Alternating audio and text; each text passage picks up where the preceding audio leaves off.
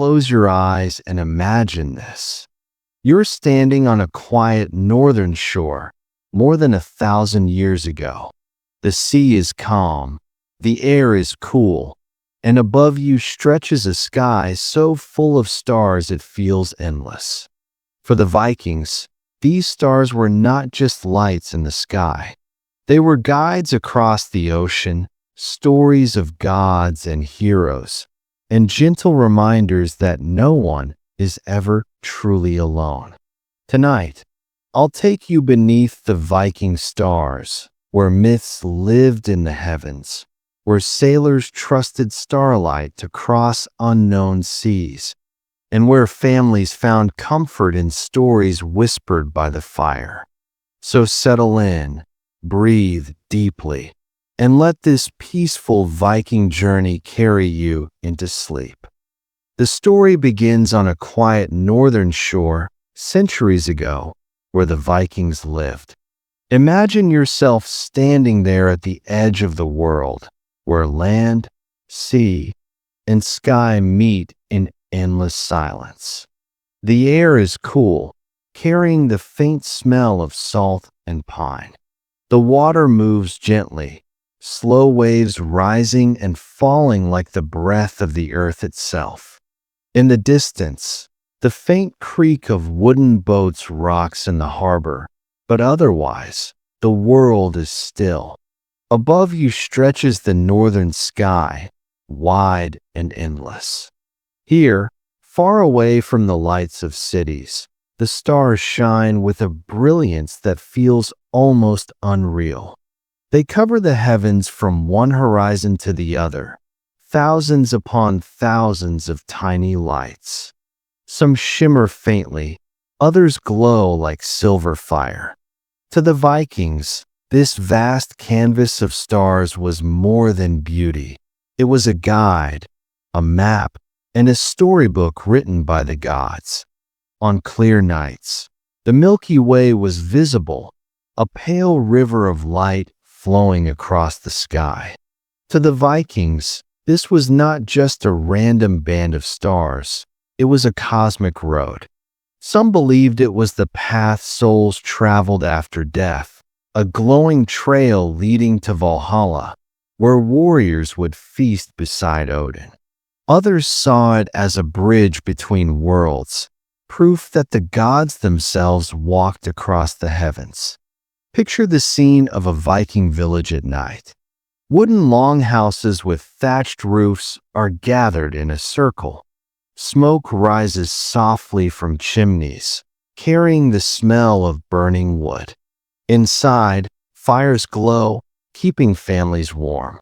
But outside, the real fire is above. The stars, sparkling like embers scattered by the hand of a giant. The villagers step out from their doors, wrapped in fur cloaks, and tilt their heads to watch the skies. For them, the night sky is alive. It is not distant. It speaks to them in patterns, in stories, in signs that shape their world. Children, sitting by their parents, might ask, which one is Thor's star? Which one shows us the way to the sea?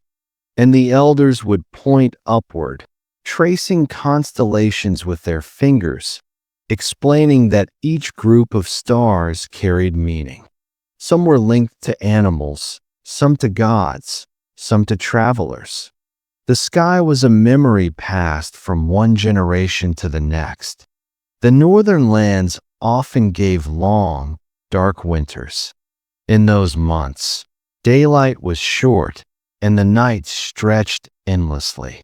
For many, this might feel lonely, but for the Vikings, it was a chance to connect deeply with the stars. The darker the night, the more the heavens revealed. The stars became companions, steady and reliable, even when the earth itself felt harsh and unforgiving. On summer nights, when the days stretched long and twilight lingered, the stars appeared more faintly, but they were still there, patient, waiting for darkness. No matter the season, The Vikings trusted that the stars would return, shining above them as they always had. This trust gave them comfort. In a world where storms could destroy crops, where battles could take lives, where the sea could be unforgiving, the stars were constant. They had always been there, and they always would be. For Viking sailors, especially, the stars were like old friends. Imagine standing on the deck of a longship, the wooden boards creaking underfoot, the ocean black around you. The only sound is the splash of waves against the hull. Above, the sky is filled with stars, endless and brilliant. The sailors lift their eyes, scanning the heavens, finding the familiar constellations that tell them where they are and where they must go. The stars are their compass. Their faith in them is so deep that they dare to sail beyond sight of land, trusting only the heavens to guide them home. But beyond navigation, the stars gave the Vikings something more: perspective. They reminded them of their smallness, and yet also their greatness. The same stars that shone above their villages also shone above distant lands. The same stars that guided their ancestors would guide their children. When they looked up, they saw not only the night sky, but also a thread that connected past, present, and future. Imagine now lying down on the cold grass outside a Viking settlement, your back against the earth, your eyes fixed on the stars. The air is silent except for the soft hum of crickets and the distant lapping of the sea. Slowly, you breathe in, and you realize these are the same stars you see today. They have not changed. They have been burning for thousands of years, long before the Vikings, and they will burn for thousands more, long after us. For the Vikings, this was not just peaceful, it was powerful. To rest beneath the stars was to rest beneath eternity. To live beneath them was to live with meaning, purpose, and connection. And so, every night, when the fires burned low and the world grew quiet, they could look up and know that they were never truly alone. When the Vikings gazed up at the stars, they did not see empty lights scattered across a meaningless sky. To them, the heavens were alive with myth and legend. Every flickering star was part of a grander story, and every constellation carried the memory of gods, heroes, and spirits. The stars were not silent.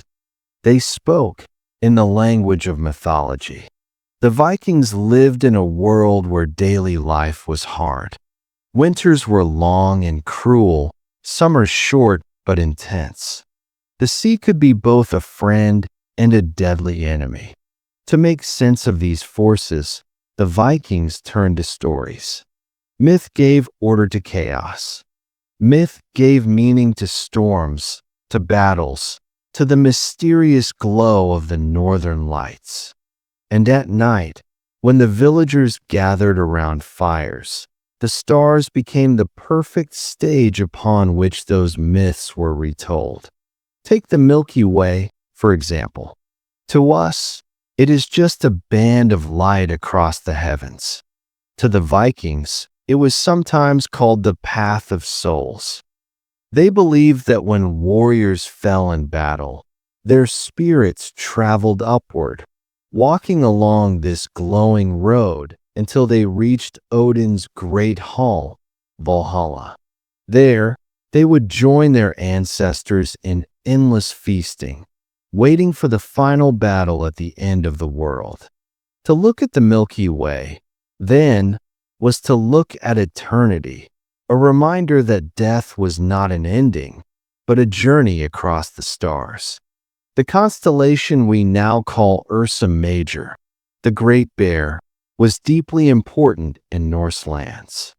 The Vikings called it Karl's wagon or Karl's chariot. Its 7 bright stars formed the shape of a cart or wagon, always visible in the northern sky. This chariot, they believed, was drawn across the heavens by invisible horses, forever circling the pole. To the Vikings, Karl's wagon was a symbol of guidance and endurance, always there, never fading, even in the harshest winter nights. Then there was Orion, the great hunter. Modern astronomy calls the 3 stars at its center Orion's belt. But in Norse imagination, these stars were not of a hunter at all. Some stories link them to Thor's hammer, Mjolnir, raised high in battle. Others saw them as the belt of a warrior, an eternal reminder of strength and courage. Every time a Viking lifted his eyes to those stars, he was reminded of the power of the gods who shaped the world. The stars also carried darker tales. The Vikings believed in giants, vast beings who opposed the gods and threatened the world of men. Some constellations were said to be the frozen forms of these giants, cast into the heavens as a warning. To see them was to remember that chaos was never far away, that order and peace had to be protected. For children, these stories were bedtime tales. Imagine a young child wrapped in furs, sitting on their mother's lap inside a smoky longhouse. The fire burns low, and outside, the stars gleam through cracks in the roof. The mother points upward and whispers, "Do you see that cluster of stars? That is the chariot of Karl, rolling forever. And those 3 in a row? That is Thor's hammer, raised to protect us." For the child, the night sky becomes a living book, one that carries comfort and courage.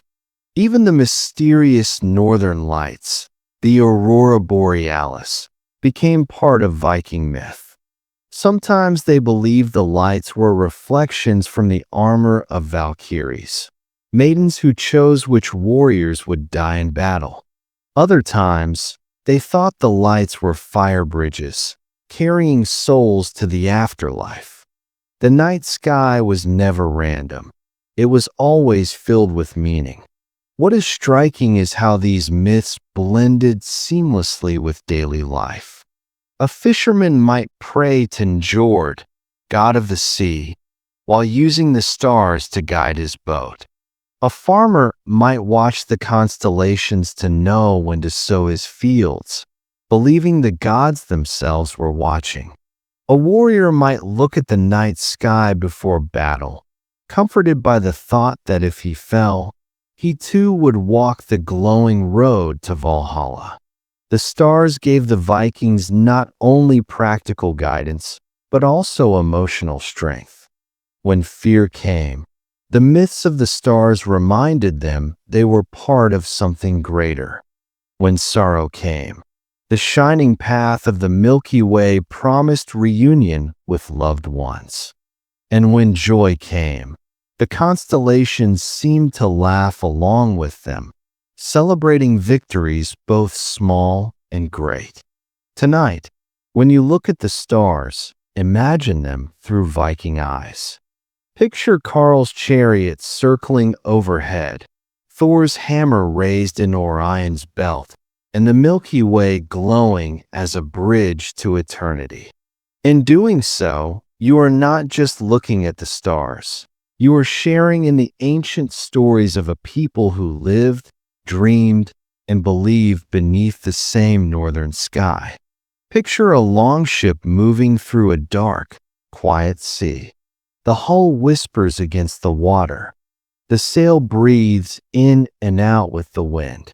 Above, the sky is a deep ocean of its own, dotted with bright islands of light. This is where Viking navigation truly begins, not on the deck, but in the heavens. The navigator lifts his gaze to the stars the way a reader opens a well-loved book. He does not rush. He recognizes old friends: Karl's wagon, the North Star, the tilted scythe of Cassiopeia. Each one tells him something. Each one points the way. The simplest truth guides the farthest journeys. North is where the North Star stands, fixed near the pole, steady in its place. Polaris is the quiet heart of the turning sky. To find it, the navigator traces the two-pointer stars at the end of Karl's wagon, follows their line upward, and there it is, a small, faithful beacon. With that anchor, directions fall into order. North is known, and so east, west, and south are gently found as the ship slides forward. But steering is more than pointing a ship. It is also holding a course, hour after hour, when clouds gather and the sea grows restless. The Vikings used memory and simple tools. They gauged the height of Polaris above the horizon with a hand's breadth, a knotted cord, or a carved stick. That height changes with latitude. Hold the same height. Hold the same path along the earth. They watched where familiar stars rose and set along the rim of the sea, like landmarks on a distant shore. A star rising a finger's width north of the mast might mark a steady east by north course. A star setting close to the sternpost might signal the time to adjust. By day, the sun became their compass. Shadows on a wooden board, or the angle of light along the gunwale, offered quiet instructions. When fog covered the sky, tradition speaks of sunstones, clear crystals that reveal the sky's hidden polarization, helping a careful eye find the sun's direction even through haze. Whether crystal, cloud sense, or simply long practice, the principle is the same. The heavens are dependable if you know how to listen. The sea itself whispers advice. A band of pale green water may show a sandbank. A change in swell can signal a hidden current. Seabirds appear far offshore only when land lies within reach. Their flight lines sketch arrows in the air. The smell of wet earth, the drift of leaves, the shape of low clouds piling over unseen hills. All of these are signposts. At dusk, the navigator climbs to the bow, lets the wind press against his face, and reads the mingled script of air, wave, and light. He does not hurry. He does not force the answer. It arrives as starlight arrives, quietly. Speed and distance are counted by rhythm. The oarsmen pull to songs that measure time. Verses and choruses become living hourglasses. A helmsman keeps the steering oar on the starboard side, steady but not stiff, letting the longship lean into the swell rather than fight it. At night, the crew lowers a portion of the sail to rest the mast in rough weather. On calmer nights, they ride under full cloth, the ship humming along the wave tops. If the wind turns foul, they heave to and wait, trusting dawn to reopen the sky. Navigation is not only technique, it is confidence built from many small proofs. The navigator remembers a winter when Orion's 3 bright stars rose just above the port gunwale, and that brought them neatly toward a sheltered fjord. He remembers the summer when the Big Dipper circled low and wide, and keeping its bowl on the beam held them true to the west. He remembers gulls at midnight, the sudden scent of peat smoke, the way the sea turned a softer color an hour before land first appeared. These memories stack like planks. Together, they make a ship. What looks like courage is often carefulness. They check the lashings. They count the water casks. They mark the hours with a simple clepsydra, a water measure, or with the steady pace of songs. They do not chase speed at the cost of safety. A safe landfall at dawn is better than a blind approach in darkness. If the stars fade, they shorten sail and wait. If clouds part, they lift their eyes like farmers greeting rain, grateful and unafraid. And when at last a low gray line appears ahead, land, the navigator keeps reading. The position of the North Star confirms latitude, the familiar tilt of a headland, the way a river mouth fans into the sea, the pattern of reefs remembered from a tale told long ago. These settle any doubt. The ship turns, the oars bite, and the crew glides into calm water. There is no shout of triumph, only the soft relief of accuracy, the quiet reward of attention. The stars have done their work, and as the anchor drops and the sail is furled, the sky keeps turning, calm, patient, and endlessly clear for the next voyage. Far from the open sea, a village settles into its nightly rhythm. The longhouse at the center breathes like a living creature. Smoke threads up through the roof hole. A hearth glows with banked embers. Voices drift in low conversation. Outside, a cow shifts in the byre. A dog pads along the packed earth. And above it, all the northern stars arrange themselves with unhurried grace. This is the quiet foundation of Viking life, not raids or battles, but steady work and steady rest beneath a reliable sky. Daylight is for tasks that tie home to land and sea. Fields must be turned, seeded, weeded, harvested. Barley, rye, and oats make bread and porridge, the food that keeps a body going through long winters. Sheep and goats gift wool and milk. Cattle offer strength and meat. Nets are mended, lines are checked, boats are tarred. Iron glows in the smithy. The rhythmic tap of hammer on anvil sounds like a heartbeat. Nearby, someone planes anew or until it sings under the hand. These tasks are not hurried. They are done well because they must last. As dusk settles, work becomes gentler. Wool is carded and spun. Looms whisper as warp and weft cross into warm cloth. Children help where they can, winding yarn, sorting fishhooks, carrying kindling. The oldest tell the youngest when to stop and listen. The weather is speaking, the geese are flying lower. The smell in the wind has shifted from salt to pine. Slowly, a village learns to read the same book the navigator reads, but with different chapters. The book of seasons, of chores, of safe timings. Time here follows the sky. The rising of certain stars marks the return of summer birds. The first early sunset hints that harvest cannot wait. People slowly memorize the year the way a singer memorizes a verse. Yule arrives in deep darkness and deep warmth. Candles and firelight hold back the night as stories fill the rafters. Midsummer brings pale evenings that never quite turn black. Families linger outside, talking softly while the horizon glows. No clock is needed when the heavens keep such careful time. Food carries the flavor of patience. Fish are dried on racks in the wind. Meat is smoked until it keeps through frost.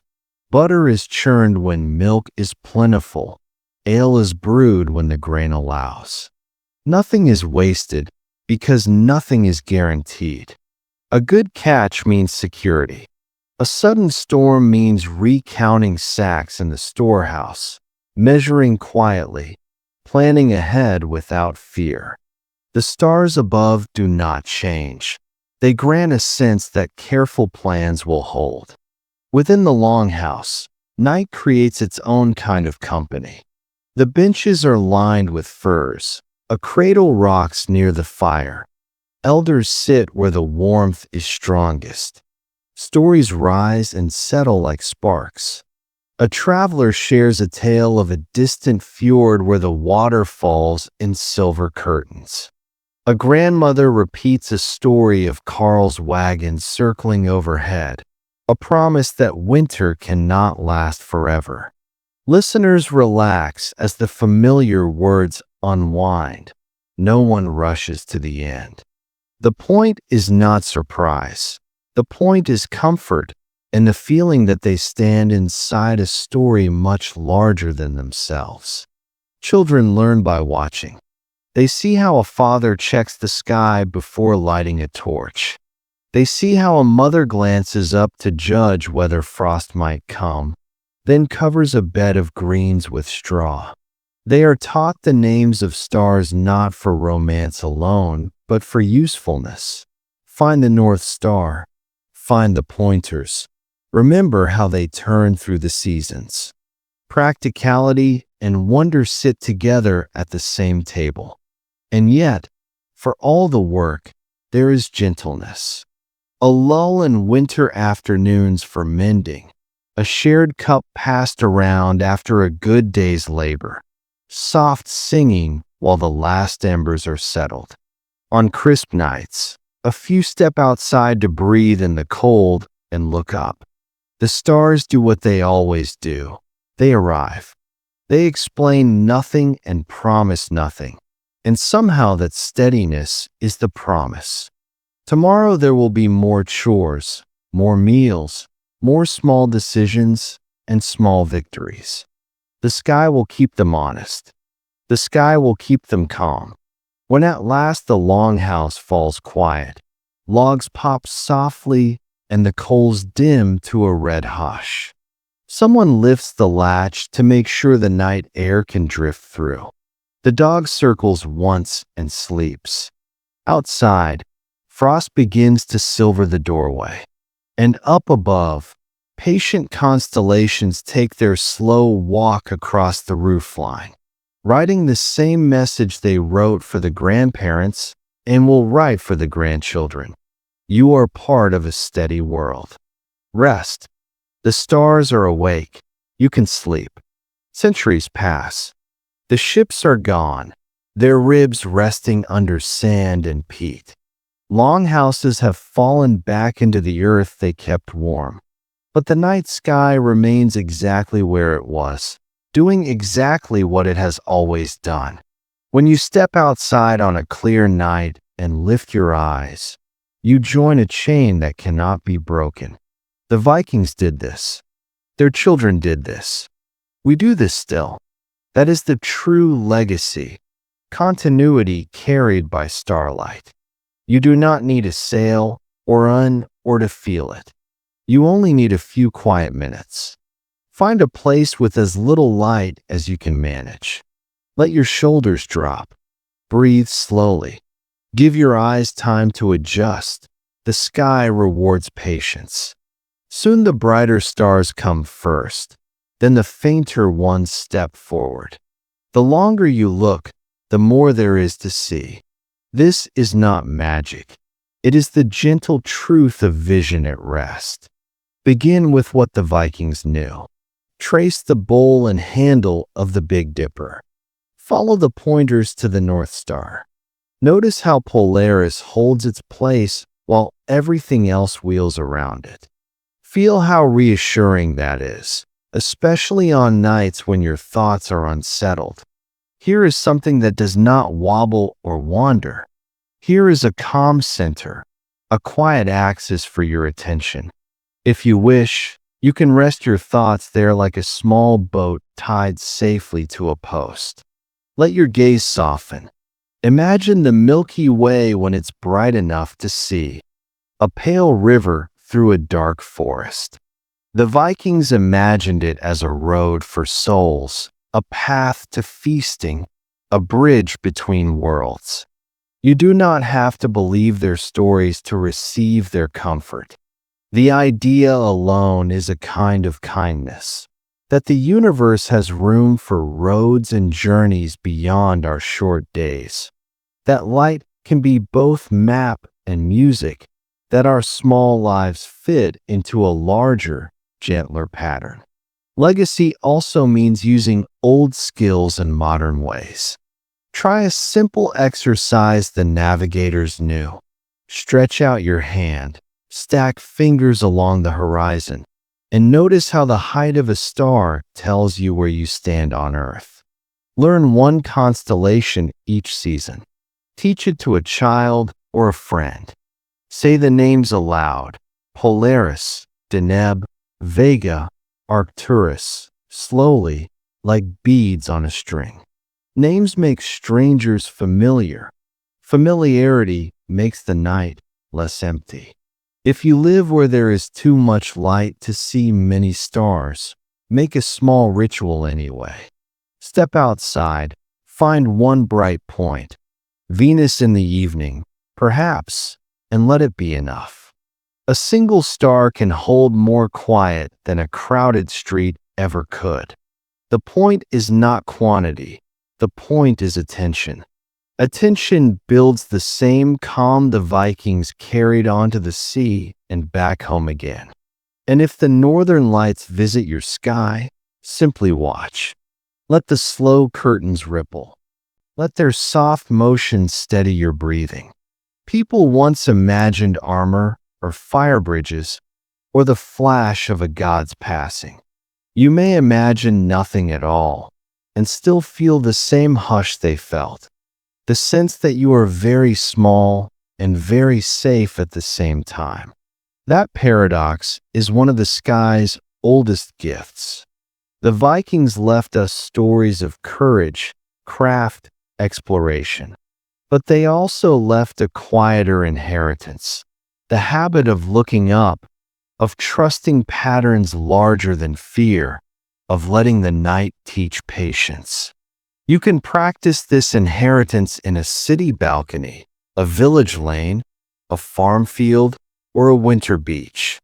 You can practice it for 2 minutes or for an hour. The stars are generous. They do not measure worth by time spent, only by the softness of your gaze.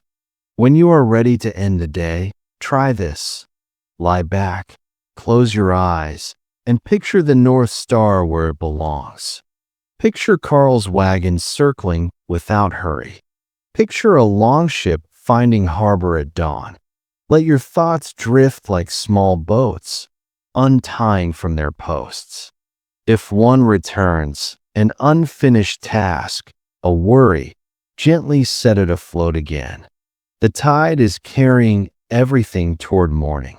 The stars keep watch, as they did over villages and voyages long ago.